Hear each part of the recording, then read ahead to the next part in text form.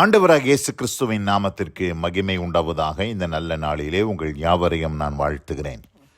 இந்த நாளின் தியானத்திற்கு என்று தெரிந்து கொள்ளப்பட்ட வேத பகுதி வெளிப்படுத்தின விசேஷம் 13ஆம் அதிகாரம் 8ஆம் வசனம். Revelation chapter 13 verse 8. உலக தோற்றம் முதல் அடிக்கப்பட்ட ஆட்டுக்குட்டியினுடைய ஜீவ புஸ்தகத்தில் பேர் எழுதப்பட்டிராத பூமியின் குடிகள் யாவரும் அதை வணங்குவார்கள். ஆமென். பிரியமானவர்களே, நாம் வாசிக்க கேட்டதான இந்த வார்த்தைகள் அந்தி கிறிஸ்துவை, அதாவது மிருகத்தை, த பீஸ்ட், அந்த மிருகத்தை யார் வணங்குவார்கள் என்று நாம் பார்க்கும்போது, உலக தோற்றம் முதல் அடிக்கப்பட்ட ஆட்டுக்குட்டியினுடைய ஜீவ புஸ்தகத்தில் பேர் எழுதப்பட்டிராத பூமியின் குடிகள் யாவரும் அதை வணங்குவார்கள் என்று போடப்பட்டிருக்கிறது.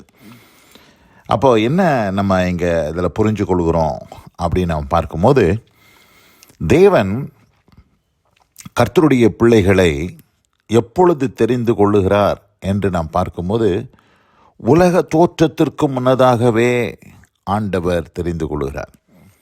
உலக தோற்றத்துக்கு முன்னமே நம்முடைய பெயர்கள், கர்த்தருடைய பிள்ளைகள் யாரெல்லாம் ரட்சிக்கப்பட்டிருக்கிறாங்களோ, யாரெல்லாம் ரட்சிக்கப்பட போகிறாங்களோ, அவங்களுடைய பெயர்கள், நாமங்கள் ஜீவ புஸ்தகத்தில் எழுதப்பட்டிருக்கிறது என்பதை இந்த இடத்துல வெளிப்படுத்தின விசேஷத்தில் நம்ம வாசிக்க கேட்டோம்.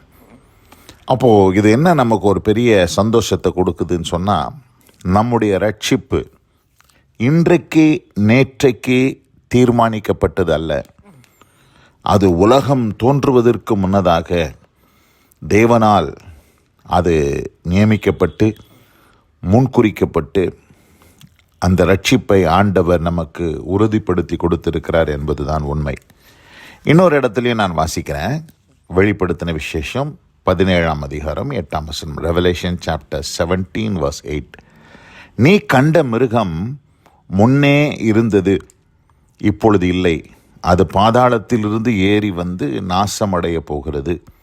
உலக தோற்றம் முதல் ஜீவ புஸ்தகத்தில் பேர் எழுதப்பட்டிராத பூமியின் குடிகள் இருந்ததும் இராமற் போனதும் இனி இருப்பதுமாய் இருக்கிற மிருகத்தை பார்த்து ஆச்சரியப்படுவார்கள். இங்கே மறுபடியும் என்ன போட்டிருக்குது? உலக தோற்றம் முதல் ஜீவ புஸ்தகத்தில் பேர் எழுதப்பட்டிராத பூமியின் குடிகள். அவங்க தான் இந்த மிருகத்தோடு தொடர்புடையவர்களாக இருப்பார்கள். மிருகம் என்று சொன்னால் ஆன்டி கிரைஸ்ட், அந்தி கிறிஸ்துவோடு கூட. அந்த நாட்களில் கர்த்தருடைய பிள்ளைகள் ஆண்டவரால் பூமியிலிருந்து எடுத்து கொள்ளப்பட்டிருப்பார்கள். பூமியில் இருக்க மாட்டாங்க. ஆனால் இந்த ஜீவ புஸ்தகத்தில் யாருடைய பெயரெல்லாம் எழுதப்படலையோ அவர்களெல்லாம் இந்த பூமியில் அந்தி கிறிஸ்துவின் காலத்திலே அவர்கள் இருப்பார்கள் என்பதுதான் உண்மை. ஆதலால் பிரியமானவர்களே, நம்மை ஆண்டவர் எப்பொழுது முன்னறிந்து எப்பொழுது முன்குறித்து தெரிந்து கொண்டார் என்று நாம் பார்க்கும்போது, எபேசியருக்கு எழுதின நிருபம் 1ஆம் அதிகாரம் 4ஆம் வசனத்தை நான் வாசிக்கிறேன். Ephesians chapter 1 verse 4. தமக்கு முன்பாக நாம் அன்பில் பரிசுத்தமுள்ளவர்களும் குற்றமில்லாதவர்களுமாய் இருப்பதற்கு அவர் உலக தோற்றத்திற்கு முன்னே கிறிஸ்துவுக்குள் நம்மை தெரிந்து கொண்டபடியே. அப்போ பாருங்கள், ஆண்டவர் நம்மளை எப்போ தெரிந்து கொண்டாராம்? உலக தோற்றத்துக்கு முன்னே கிறிஸ்துவுக்குள் நம்மை தெரிந்து கொண்டார் என்று இங்கே நாம் வேதத்தில் வாசிக்கிறோம். பிரியமானவர்களே, இந்த அருமையான இந்த நல்ல நாளில் கூட இத்தனை பெரிய ரட்சிப்பு. ஆனால் தான் இந்த ரட்சிப்பு ஒரு சாதாரண ரட்சிப்பு இல்லை. எவ்வளவு பெரிதான ரட்சிப்பை குறித்து கவலையற்று இருப்போமானால் வரப்போகிற தண்டனைக்கு எப்படி நாம் தப்பித்து கொள்வோம் என்று எபிரேயர் 2ஆம் அதிகாரத்தில் வாசிக்கிறோம்.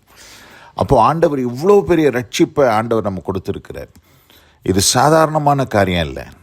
உலக தோற்றத்துக்கு முன்னே கிறிஸ்துவுக்குள் நம்மை தெரிந்து கொண்டார் ஆண்டவர்.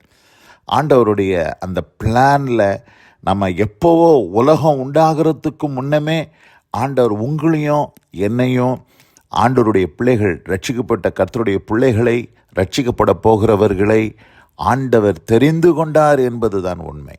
ஆதலால் பிரியமானவர்களே, இந்த அருமையான இந்த நல்ல நாளில் கூட நம்முடைய பெயர்கள் ஜீவ புஸ்தகத்தில் இருப்பதற்காக நாம் என்ன செய்யணுமா, சந்தோஷப்பட வேண்டும் என்று இங்கே ஆண்டவர் சொல்கிறார். லூக்கா சுவிசேஷம் 10ஆம் அதிகாரத்தில் சீஷர்கள் போய் பிசாசுகள் அவர்களுக்கு கீழ்ப்படுகிறதற்காக அவர்கள் சந்தோஷத்தோடு அவர்கள் திரும்பி வருகிறார்கள்.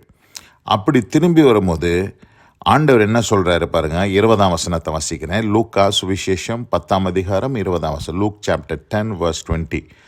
ஆகிலும் ஆவிகள் உங்களுக்கு கீழ்ப்படுகிறதற்காக நீங்கள் சந்தோஷப்படாமல் உங்கள் நாமங்கள் பரலோகத்தில் எழுதியிருக்கிறதற்காக சந்தோஷப்படுங்கள். நம்ம எதுக்காக சந்தோஷப்படணும்? நம்முடைய பெயர்கள் ஜீவ புஸ்தகத்தில் எழுதப்பட்டிருக்கிறதற்காக நம்ம சந்தோஷப்படணும். இந்த அருமையான இந்த நல்ல நாளில் கூட நம்ம எதுக்கோ சந்தோஷப்படுறோம். ஆனால் யாருமே என்னுடைய பேர் ஜீவ புஸ்தகத்தில் இருக்குது அப்படின்றதுக்காக சந்தோஷப்பட்டிருக்கிறோமா அப்படின்றத யோசித்து பார்க்கும்போது நிறைய பேர் அதை குறித்து அக்கறையே இல்லாமல் அதை குறித்து கவலையற்றவர்களாக அநேகர் வாழ்ந்து கொண்டு இருக்கிறது நாம் பார்க்குறோம். ஒவ்வொரு நாளும் நம்ம ஸ்தோத்திரம் பண்ண வேணும்.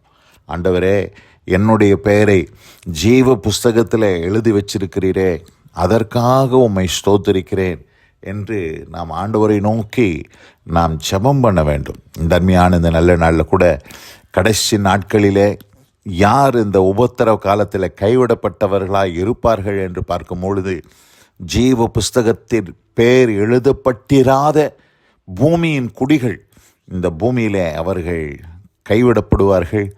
அந்தி கிறிஸ்துவின் நாட்களிலே அவர்கள் காணப்படுவார்கள். ஆதலால் பிரியமானவர்களே, நாம் ஆண்டவர் நம்மை அழைத்திருக்கிறார். நம்மை தெரிந்து கொண்டிருக்கிறபடினாலே நாம் கர்த்தரை ஸ்தோத்தரித்து ஆண்டவருடைய நாமத்துக்கு மகிமை செலுத்தோம். இந்த வசனத்தை கேட்ட பிள்ளைகள் ஒவ்வொருவரையும் கர்த்தர் தாமே ஆசீர்வதித்து காப்பாராக. God bless you all. ஆமென், ஆமென்.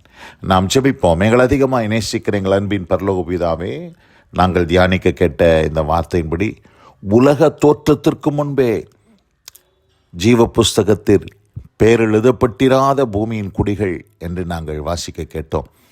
எங்களுடைய பெயர்கள், எங்களுடைய நாமங்கள் ஜீவ புஸ்தகத்தில் எழுதப்பட்டிருக்கிறபடியால் நாங்கள் சந்தோஷப்பட, சீஷர்களை பார்த்து நீ சொன்னீரே, நீங்கள் சந்தோஷப்படுங்கள், உங்கள் பெயர்கள் பரலோகத்தில் எழுதப்பட்டு இருக்கிறதுக்காக சந்தோஷப்படுங்கள் என்று சொன்னீரே.